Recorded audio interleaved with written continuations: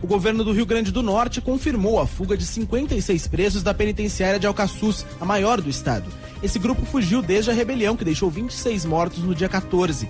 O número foi divulgado após uma recontagem dos presos. Isso só foi possível com a retomada do controle da penitenciária, realizada pelo BOP, o Batalhão de Choque da Polícia Militar. Segundo a Secretaria de Justiça e Cidadania e a Secretaria de Segurança, 4 dos fugitivos já foram recapturados.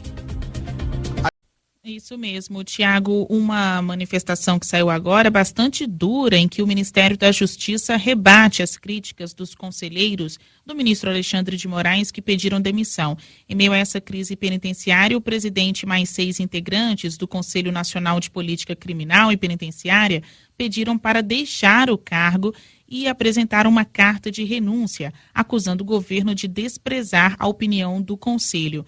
Na manifestação do governo, o Ministério diz que esses integrantes eram indicados da ex-gestão, uma referência ao governo de Dilma Rousseff. O órgão assessora o Ministério da Justiça há 37 anos, mas os ex-integrantes reclamam que não foram consultados sobre as ações do governo para combater as rebeliões nas prisões neste ano. Além disso, dizem que tiveram a opinião ignorada sobre outros assuntos. O grupo discordou, por exemplo, do Plano Nacional de Segurança e do Induto Natalino, que beneficiou menos presos que os conselheiros, os ex-conselheiros, esperavam. O pedido de demissão coletiva já era esperado, veio após o ministro Alexandre de Moraes alterar as regras de composição do grupo, aumentando o número de membros para conseguir indicar novos nomes. Até então, o grupo possuía 18 integrantes, agora tem mais suplentes. A maioria, até então, indicada na gestão da ex-presidente Dilma Rousseff. Agora há nomes do governo Temer. Na carta de renúncia, os ex-integrantes, como o advogado Leonardo Yaroshevsky, se queixaram. Enquanto a gente defende uma política criminal e penitenciária de intervenção mínima, de desencarceramento e de humanização, e o ministro, numa decisão surpreendente, eu diria abusiva, mudou a composição do Conselho, revelando uma desconfiança e um desrespeito aos conselheiros que lá estavam. Porque o ministro está querendo o quê? Pessoas subservientes, pessoas que fazem o que ele quer. Na nota, o Ministério da Justiça ressalta que esse órgão não é de governo, mas de Estado. Agradece aí os trabalhos prestados por esses 6 integrantes do Conselho, mas diz que o descalabro penitenciário não é de hoje, não tem 8 meses, mas décadas, e que foi acentuado nos últimos 14 anos, uma referência ao governo do PT. Diz também que o último induto natalino separa joio do trigo, concede benefício àqueles que cometeram crimes sem violência ou grave ameaça, que a opinião do Conselho tem sido ignorada porque suas proposições sequer eram plausíveis de pronta aplicação, e defende também o uso do fundo na construção de mais prisões. Tiago?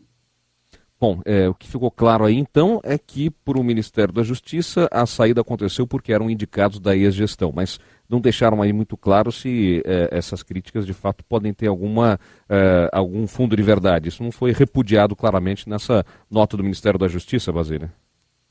Para eles, essas críticas são descabidas. Só pelas não políticas. Usam aí, políticas, não usam aí essa expressão, mas tem uma justificativa para tudo que é criticado pelos ex-membros. E até em um determinado ponto na nota, o Ministério diz que o Conselho tem papel relevante no enfrentamento da situação e agora, uma referência à saída dos ex-integrantes, poderá aperfeiçoar sua contribuição, não apenas no diagnóstico da situação, mas também com medidas efetivas e corretivas. Existiam os integrantes titulares e os integrantes ali de suplência. Com essa alteração feita por meio de uma portaria do ministro Alexandre de Moraes, ele elevou o número de cargos de suplentes para ficar pau a pau, né? 1 a 1. Então tem tanto os integrantes titulares quanto integrantes suplentes. E com isso ele conseguiu balancear aí quantos são de indicação do governo do PT e quantos são agora dessa nova gestão de Temer. É considerado até o Conselho um dos últimos pontos, assim, rastro do governo petista, né? Eles se intitulam como grupo de resistência ao governo de Michel Temer e que tem propostas muito mais relacionadas a políticas preventivas do que de repressão, do que eles acusam esses novos integrantes do Conselho. Entendi.